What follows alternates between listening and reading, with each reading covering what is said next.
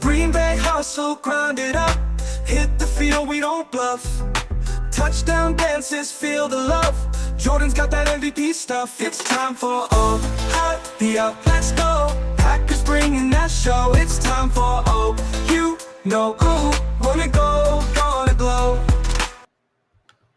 Aloha and welcome back to another episode of the Ohana Packers Edition podcast. Today we are previewing the Packers as they go into their Thanksgiving game against the Lions, and this one is not quite for all the marbles because the Bears are still somehow ahead of at the head of the division, but this one is going to go a long way towards deciding who comes out on top of this thing, because the Packers have to play the Bears 2 more times. The Lions play the Bears 1 more time, but this is the last time the Packers and the Lions are going to face each other.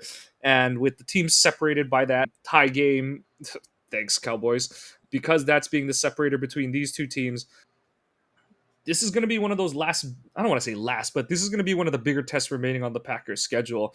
Both teams are coming into this with CVS length injury reports, but Packers, I think, might just by a hair be the healthier team. But Joe, well, off here, the let me bat, hit the button. Don't forget, we got the button.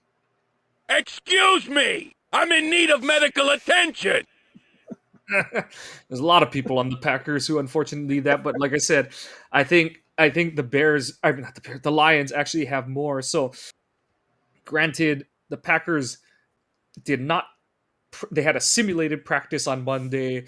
Tuesday was a walkthrough only, but your back-to-back DNPs were Carl Brooks, Lucas Van Ness, and Savion Williams. Brooks and Savion both have missed a bunch of practice time, but have still been able to play in the games throughout the season. I think Brooks almost looked like he was going to miss the game against Minnesota, but was able to play.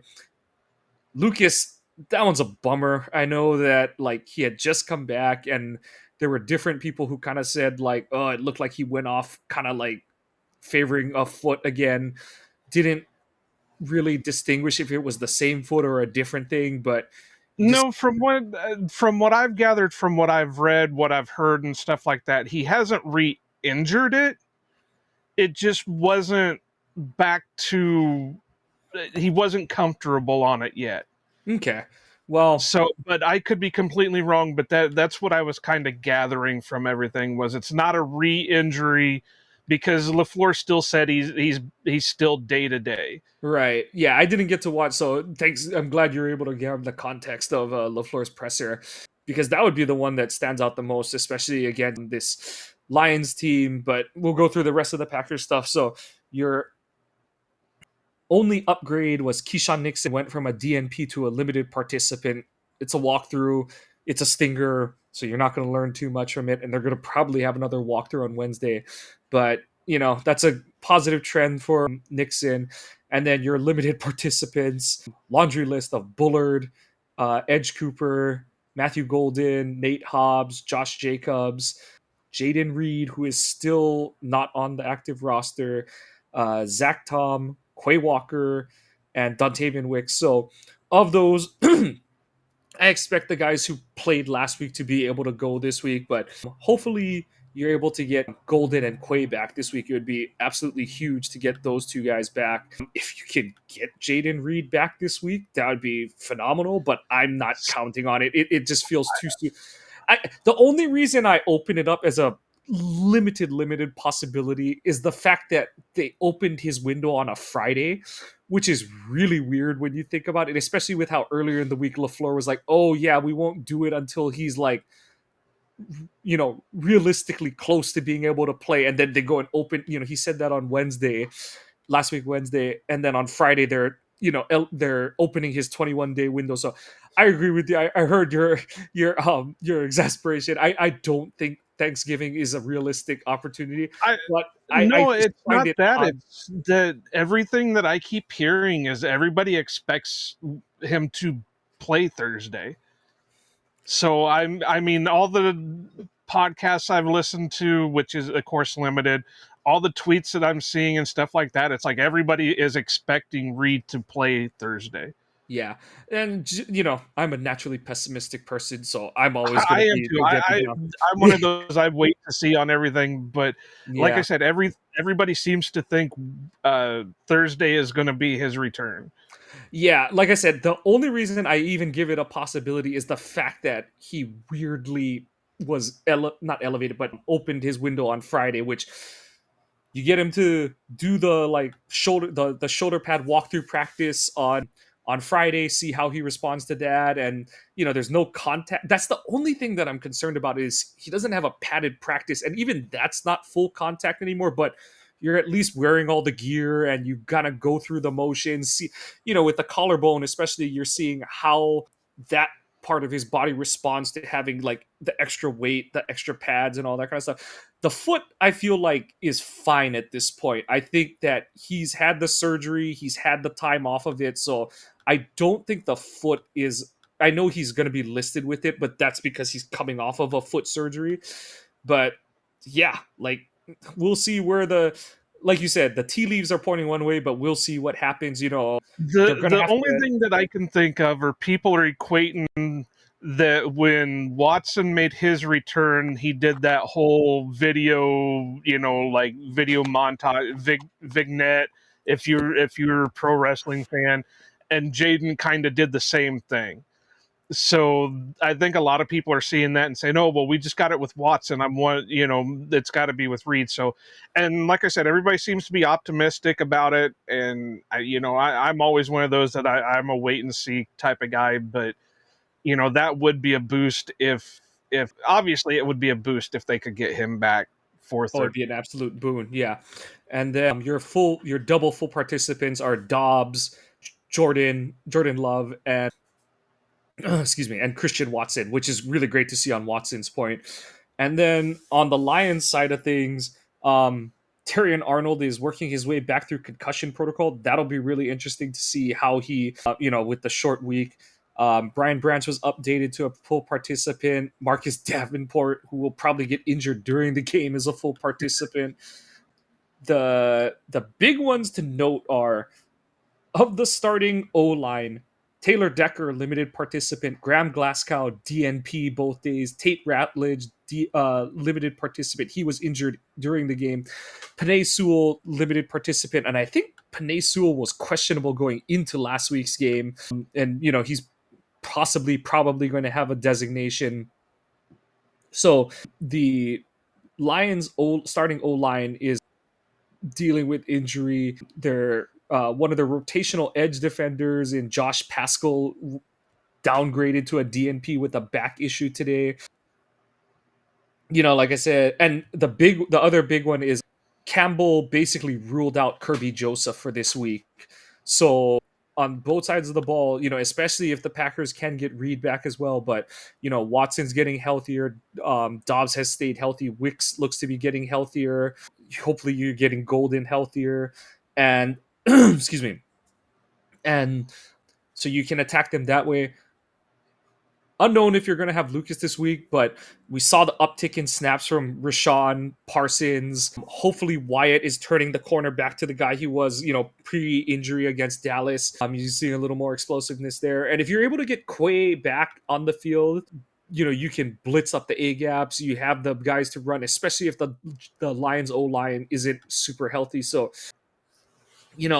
this is, it's always tough to go on the road on a short week, but for once, the injury situation seems to be favoring Green Bay. And like you noted in our Sunday show, the Lions played an extra period. I know it's 10 minutes, but they played an extra quarter on Sunday and have a short week following it. And the Packers have to take advantage of that. And, you come out, steamroll the Lions in week one. That game has kind of been forgotten because of how Green Bay has sort of gotten into they've hit the doldrums of the beginning of November. The Lions have looked tough in the subsequent weeks, but they don't have a win over a team with a winning record at this point. I believe that's or they have like a couple 500 wins or something like that. So their record's not looking too hot. Or I guess technically they have a win over a team that is in the playoff picture, and it's the Bears, ironically, of all teams. So, and at the time that wasn't the case, but this They is got a where. win over Tampa Bay too. Oh, that's right. That's right. You're right. So, you know, they're still dangerous. They're still. I still think the however you want to view Green Bay, the Lions are the other best team in the division. The Bears are pretenders. If you go by a lot of the advanced stat stuff, like the whole, if you flip all their one possession games, what's their record? If you take a look at how many of their one possession games are like last second, last play, last drive kind of situations, that part of their record doesn't look very good.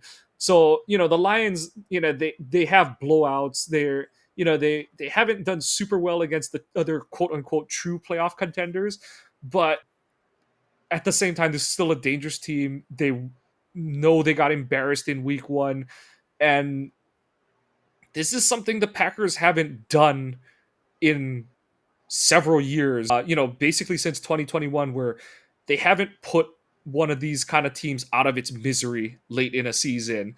Not that you're going to knock the Lions out of the playoffs or anything like that, but you get an extra game. You basically go up 3 games on them.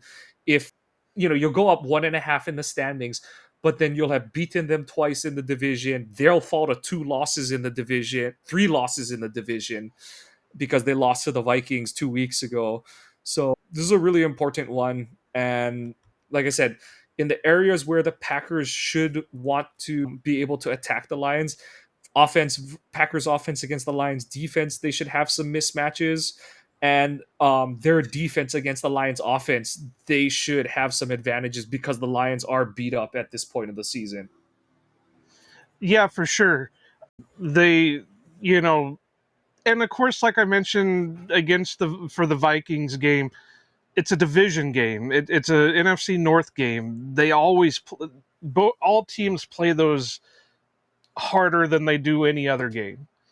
And they don't call it the black and blue division for nothing, because they beat the hell out of each other. But and I got to say, if Josephs isn't playing, then that saves a lot of the guys' knees. You don't have to worry about Watson getting re-injured or anything like that. But now, if Branch still plays, then you got to worry about him causing some kind of fight or whatever. But you know, it's tough. Now, there's one thing that I will say. I think a lot of the guys that they held out on Sunday are more likely to play Thursday, because I think that was how they planned it. Okay, well, Josh is having a little bit of issues. Let's not play him against the Vikings. Let's save him to play him against the Lions. Same way with Quay. I think Quay could have played, possibly, depending on how he's feeling. But Yeah. it's Jacobs, I think, is the one that's definitively like you're absolutely spot on. Where it's like it took so long for the knee swelling to go down last week, and then they were like, okay, if it took that much time for the swelling to go down in a full week, what's the chances it's going to go down in 3 days between Sunday and Thursday? The 3 days off between a Sunday and a Thursday game. So I definitely agree there. And Quay, it's a little, and same thing with Nixon. They're both kind of, Quay's a week earlier, but Stingers are one of those weird ones where it's like you can feel totally fine, and then you turn your head the wrong way, kind of thing, and it's like shit, back at square one. Kind of hoping we see him, man. Yeah, hope we see him wear the butterfly, or no one wears the cowboy collar anymore, but see him put on the butterfly like young Nick Barnett used to wear and stuff. And Mike's being PC by calling it the cowboy collar. It literally says cowboy collar on the thing. I know, but we used to call the neck rolls the donkey No, dicks. no, because there was a neck roll, that one that looked like a croissant that you stitch on, that you screw onto your. But then there was the one that inserts through the shoulder pad, and it literally said cow. If you didn't pull your jersey over the top of it, it literally said cowboy collar on it. But no, the neck roll is the old William Henderson one. But we're dating ourselves. No one wears any of those anymore at this point. I mean, I don't know why. I really don't. I don't. Yeah, I don't know if people have found that, whether, because it does limit your flexibility, it does limit your like range of motion to an It extent. does, but think of how many times William Oh Henderson yeah. was dropped on his head and, Oh had yeah. no Like, issues because it protected like a neck collar. I wore one as a receiver at one point. Like, that's how much of a difference it made. So yeah, like, Yeah. but we'll see. We'll see how, every half the game's about looking good and who's got the fit check and all that kind of stuff. But Packers got to do whatever they can to get as many of their guys out there on Thursday. And like I said, this is one. I said it about the Pittsburgh game. I said it about the Eagles game. So I'm 1 for 1 on saying this. But I don't really care how this game looks so long as they win and they come out no worse for wear than they were going into the game. And those are literally I know that's a lot to ask for, but at the same time, like, that's all I care. I don't care if they win by 1 or 21. Like, just win this game and get out as unscathed as you can. Yeah, for sure. I understand that. My doggie is not liking the fact that I shut the door on her and won't let her come in while we're recording, so she keeps scratching at the door. But yeah, just and it's not going to be any more help going to Ford Field and playing on that field because that's just as bad as playing on uh, uh, what's the Giants Stadium? Is that MetLife? MetLife, yeah.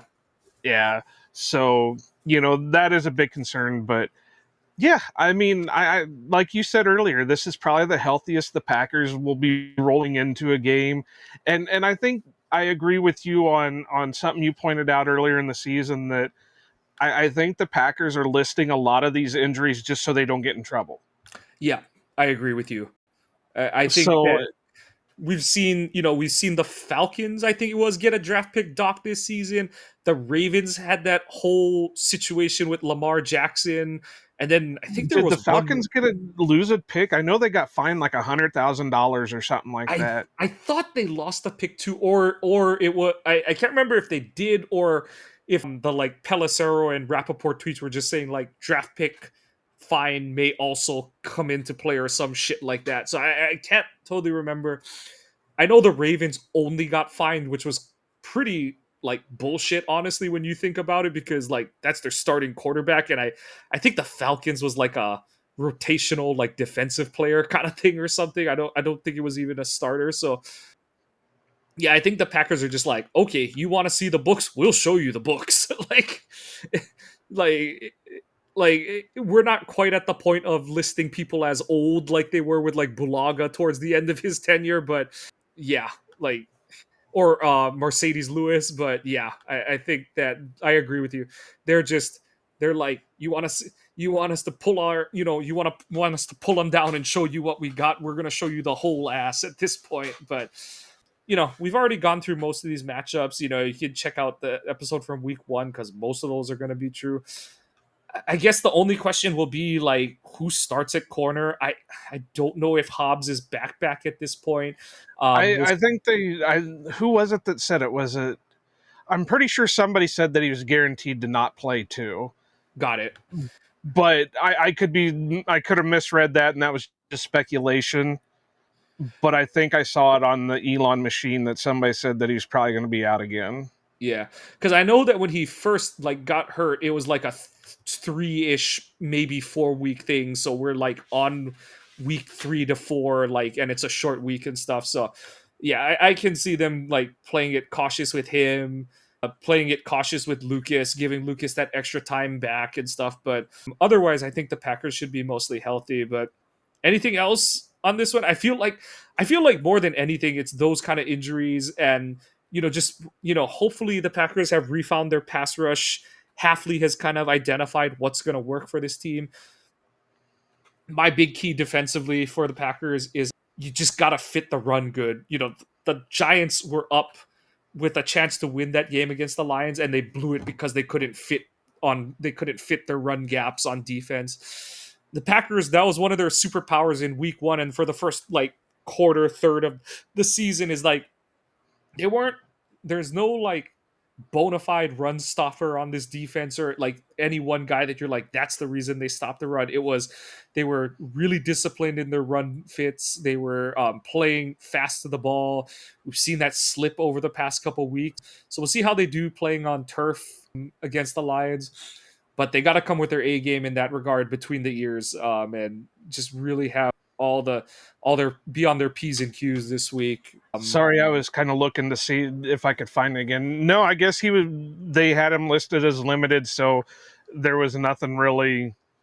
I thought I read something that said Hobbs was probably not going to play, but oh well. No, I really don't have anything more to add with the injury reports. I was looking at how each team ranked stat wise, and it's going to be a pretty interesting game overall because the according to the AI on Google, the Lions are fourth in points per game, and the Packers are fifth in points allowed per game. So it's going to be interesting to see how that matches up. I think you're going to have to do what they did against JJ. Now, obviously, Goff is playing a lot better and is looking like the better option at quarterback than JJ McCarthy is. I mean, don't get me wrong, there's still time for JJ to do whatever JJ is going to do, but, right now, he's not not. great. Yeah. But Goff is one of those that, I mean, any quarterback really, even though Jordan has looked, if you look at like the advanced stats, he's like the best there is under pressure from the blitz, but you get pressure on a quarterback, they're going to make mistakes. And with the you saw guys it from Jordan in the Eagles game, like you saw Yeah. it, like yeah. So if you can get Goff rattled, then you should have no issues. And it goes, if you can give them the same game plan as you did against Minnesota, where don't play the soft zone, rush as many guys, get your pass rush going. Hopefully Quay and Edrin are able to, Cooper can stay in there, even maybe throw Tyron Hopper in there. Nothing against Isaiah, because Isaiah had a heck of a game, but those three are more of can cover the field, whereas Yeah. I've said Isaiah has always been more of a downhill guy than anything else.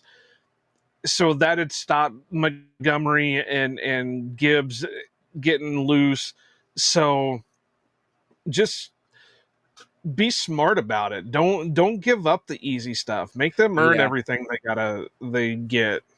Make Goff feel the heat and make him fit the ball into the windows, especially because you're in the dome. Like, don't just give him the easy stuff. So I agree. I think we're gonna be able to tell how this game's gonna go pretty early on, kind of like week one, where it was like that first 3 and out on defense. It was like, oh, like they can't run the ball, and Goff is rattled already, kind of thing. Like he saw Micah do his inside rip move, and it was all like, it's like, oh, okay, that's how it's gonna be today, kind of thing. So you want to see. And now Micah has more time in the defense. Yeah, that was Micah coming in doing, having almost no time in this scheme. And we weren't sure how much he was gonna play that in week one, right? Too. So yeah, so yeah. It's going to be something else, but I think that's about all I got on the injury report, stuff like that, and matchups. Yep. All right. I do have some over-unders real quick, so let me hit the button. Excuse! Wrong button. That button. Never tell me the odds. So I've got a few of them here that I kind of had to do some looking just to see what I wanted to set it at. I have an idea why I set this one, what I did, but I put Love over under 250 and a half throwing. I'm gonna go under, actually. I think they're gonna be able to do some stuff against this Lions defense, and I think that he's gonna end up with like 220 or something like that. But like, they'll still be able to be in control of the game, kind of thing. And see, I think I'm going to go over, and kind of the similar thought that you have, but I think that it's going to end up being kind of like the Washington game, where they're going to get ahead, and then the Lions are going to do something to kind of get back into it, and then Jordan's going to have to go out and do some more to get back into a bigger lead than what they had. And I think Matt is starting to see that, hey, maybe I just need to let my quarterback do what he can do. So, and let's face it, if he does get Golden back, if he does get Reed back, that's a lot of targets right there, and that's a lot of mismatches right there, and especially if we're almost guaranteed Kirby's Joseph's out. There's a possibility Terry and Arnold's going to be out. There's a possibility that Branch, even though it has him listed as a full, could be out. We don't know how that's going to work out, how their secondary is going to work out. So that's a lot of mismatches. So I am going to say he's going to hit about 275. All right. This one's kind of hopefulness more than anything, but I got Micah set for 1.5 sacks. I'm going under. I think he's gonna get one, but I think that his presence is gonna lead to Goff dirting a lot of balls. And that's more impossible. I think he is going to get 2. One's going to come in like a garbage moment where it's Goff is just trying to make a play, and Mike is going to get him. He really turned it on against Minnesota. And if Detroit's line is as beat up as Minnesota's is, then I think Mike is going to feast. Unless, let's face it, you can go through and watch or not watch it, but see the clips that people are making where Micah was fighting off triple teams and still getting what he needed to get. And if the Lions offensive line comes in with a ton of backups on it, yeah, he's going to feast. This one, I don't know. It's all going to depend on the injuries going in. I've got Emmanuel Wilson over under 30.5 yards. I'm gonna go over just because I think he's gonna break one. Like more than like they're gonna limit Jacobs, because I do think Jacobs is gonna get his 20 carries, because I do think, like you said, they put him on bubble wrap intentionally, focusing on this game and all that kind of stuff. But I think I just have this feeling that it's been an eyesore that they don't have a 20-yard rush and stuff. I think Wilson is going to get that rush this week, and honestly, it might not even be like a run. It might be one of those like swing passes that are like truly backwards kind of thing. But I do think Wilson is going to break one, and like hopefully he'll get some garbage time carries where we're up, and he's going to get over it. So yeah, I think it's going to be like more of a backdoor cover kind of thing, but I think he's going to go over. Yeah, I don't know. I set it at 30.5 because we know Josh Jacobs is going to play as much as he can, whether LaFleur likes it or not. Josh is kind of doing the Brett Favre thing where, they bring him out because they need to check him for a concussion, and they turn around. Next thing you know, he's out there, throwing another touchdown or whatever. So Josh is kind of like that, and you can see it on his face a lot of times too.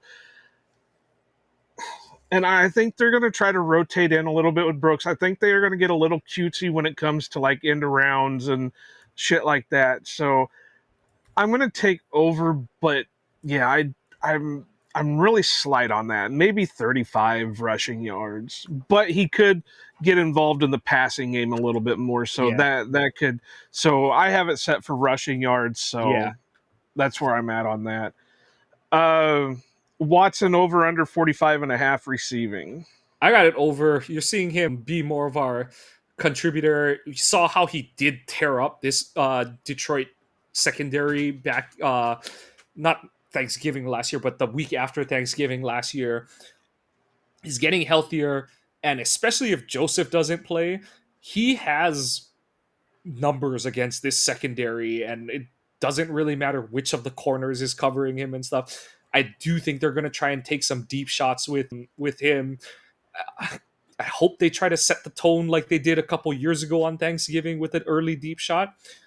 And even if you don't hit it, like it's just like, yeah, we're going to do it. So yeah, I think they're going to hit a big one, and I've got him at 85. So you can look at this one of two ways. This could be like the whole reverse jinx, like we try to do, or this could be wishful thinking that the ball's going to get spread around.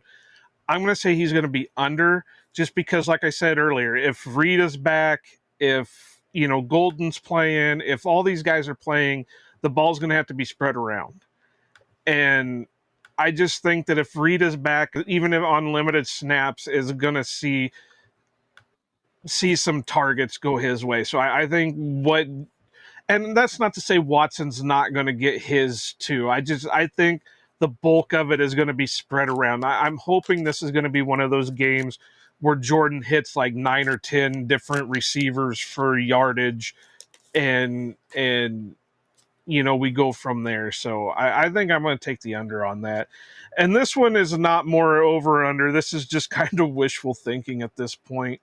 Will Matthew Golden get his first receiving touchdown? No, I'm going full reverse jinx. No, he will not. And I'm going to keep going with it. Even if he was on IR, I would still say yes, because I've got to believe. I'm ride or die with this kid, because I feel the bond, because I made the call. I shot my shot, and that with this kid before the draft. So I got to roll with it. And I'm going reverse jinx, just like I said. I'm going no until it happens, just because I do think it is one of those, like, once they get the first one, I think I think there's gonna just be a fountain of like production that's gonna come with it. I think that it's one of those like break the ice kind of thing, and the rest will follow. So I agree with you. I hope it happens. And let's face it, they haven't really been scheming him too much. So No, one, he's been dealing with some ticky-tack injuries, and two, I just don't know if they know how to deal with him yet.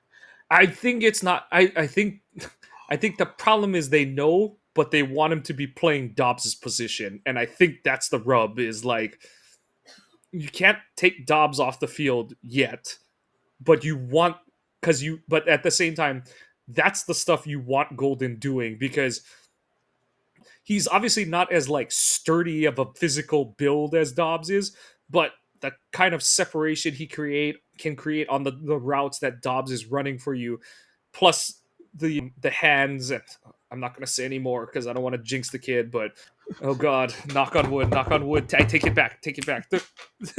But yeah, I think that's the quote unquote disconnect, is that you're like grooming him to take that position over from Dobbs next year, kind of thing.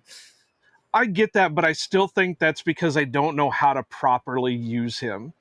Because I don't think he's quite that Dobbs type, because yeah, he should be doing more of what Dobbs is doing, and Dobbs needs to be more the reliable, that the old reliable guy that you can throw to, and you're going to get however many yards you need. Whereas Golden does need to be used as the weapon.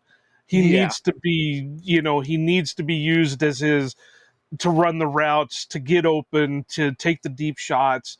And I just don't know if not saying they don't know how to use him, because obviously they're NFL coaches. They know how to use their players when they need, but I don't think they've opened their eyes enough to see, hey, maybe we should be doing this with the kid instead of this. Yeah. Like, don't run any more screen passes for him. Like, stop doing that and stuff. Like, and the problem, so many people, and this will be the last thing I've got for tonight, but so many people are like, oh, just draw the route up for him. But I'm like, yeah, but when opposing teams see him, I know he hasn't quote unquote done much, but they look at him and they're like, okay, like, they're gonna do something with that guy. And so, like, as much as you're trying to like use a play concept to scheme a guy open, sometimes the defense overplays it, because they're like, well, obviously, like, it's the like reverse decoy thing where it's like the Packers are trying to do like the nothing to see here, like just play it straight up, and the opposing defense are like, well, obviously, and like opposing coordinators overthink this shit all the time, but they're like, oh my god, they left him as the isolated receiver on the backside. They're obviously like they're obviously like drawing the coverage away, so we need to overload to his side, or oh my god, he's the slot in a bunch formation. Like they're obviously gonna do something where he's gonna run some kind of like quick out or something like that, and they overplay that, and then it's like, oh, like how come Watson's running wide open down the field? And it's like because a safety decided to buzz up on a flat route for no reason, kind of thing. And so, well, here's what they need to do. They need to do my favorite play when I'm playing Madden or college football 25 or whatever. You have 2 streaks, you have 2 in slants, and then you have your tight end run a crosser. Because you'd have Golden and Watson as your 2 streaks, and then you'd have your 2 interior slants, and then you'd have your crosser. So that would disrupt the second. I run those plays all the friggin' time because I know it's against a computer or whatever, but it crosses them up because what do you do with your deep safety? You can't go after both your speed guys. What do you do with your corners? Well, if they can't catch your speed guys, what the hell what are you going to do with it? So that's what they got to do. Send it in, Matt. But that's all I got. You got anything else, or were you going to put a bow on this for tonight? Well, with this being the Thanksgiving game and all stuff like that, we probably should say what we're thankful for and do the whole cliche shit. So do it. I want to hear it. I'm thankful for my family, thankful for my loving wife who lets me do this show, thankful for my kids who just bring joy and enrichment to my life, and yeah, I'm thankful. Pain, suffering, sickness. And I almost forgot one really important one. I'm thankful for my wonderful co-host who really is the one who puts the show on, and I am just here to talk. So, Joe, your turn. Well, obviously it's the same shit. I'm very. First off, I gotta say I'm thankful for Nick, because without Nick, it wouldn't have got me back into doing this. And even though he went off to do his own stuff, and I'm thankful that you were able to step in and take that spot from him and continue on with this. But I am also thankful for your wife and kids, because they allow you the time to sit here and mess around with me on this shit. And they allow you, even though we do get the run in from the kids once in a while, which is great and all that stuff, they pretty much give you your time to do what we're doing and try to build what we're doing. So, and, I'm thankful, even though there's not a lot of them out there, for the people who actually listen to this crap, because without people actually listening to it, all 36 of you, thank you. So I am. And, of course, I'm thankful for my dog, even though she's a pain in the ass and shit like that. So she's like having a kid down here right now. So that's the cliche shit. But yes, I am. Your family has been very supportive in all this stuff, because they allow you to sit here and talk with me about the Green Bay Packers and shit. Yep. So we hope you all had a wonderful Thanksgiving. We hope we hope that the Packers oblige us and make this Thanksgiving an extra happy one for all of us too. But this is 11 a.m., right? Yes, is that when the game starts? Okay, yeah, okay. They're the early game. So, yeah, we hope that we hope the Packers oblige all of us, and don't ruin Thanksgiving for the rest of all of us. But we will have to work after the game anyway, so it's all right. We'll have the recap show coming out. We'll record it on Sunday. It'll come out on Tuesday, but Monday. My bad. For Iowa Joe, that's how much I do around here. He just comes on and talk. I take care of all the rest. That's why I'm thankful for him. But from all of us here at Ohana Packers Edition, we want to say happy Thanksgiving. Enjoy the game. Go Pack Go, and aloha. Green Bay hustle, grind it up. Hit the field, we don't bluff. Touchdown dances, feel the love. Jordan's got that MVP stuff. It's time for Aloha. Let's go. Packers bringing that show. It's time for who wanna go, gonna glow.